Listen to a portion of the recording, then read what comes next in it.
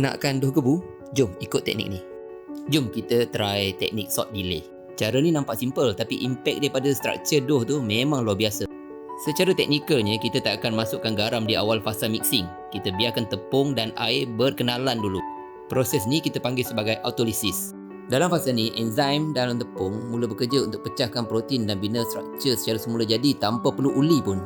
Kenapa kena delay garam?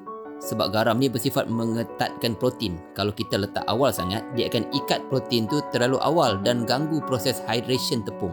Bila kita buat autolysis tanpa garam, rangkaian gluten akan terbentuk lebih cepat, lebih kuat dan lebih teratur.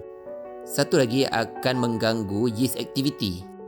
Garam secara semula jadi akan memperlahankan kerja yeast. Dengan melambatkan kemasukan garam, yeast dapat membiak dengan lebih aktif pada fasa permulaan untuk bagi kick pada dough kita. Cara nak buat pun senang je. Campurkan semua air, tepung, yeast, mix sampai sebati je. Kedua, rehatkan dough untuk proses autolysis tadi selama 20 atau 30 minit.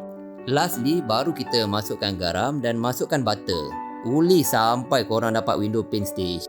Hasilnya, struktur crumb roti korang akan jadi lebih halus, lebih ringan dan semestinya jauh lebih gebu. Korang kena rasa sendiri perbezaan dia.